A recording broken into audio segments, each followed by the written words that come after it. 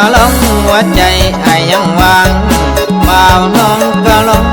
หัวใจไอ้ยังวางเชิญแม่น้องนางมาจับมาจองได้เลยถ้าอยากได้เป็นเคยเชิญเลยแม่เท่า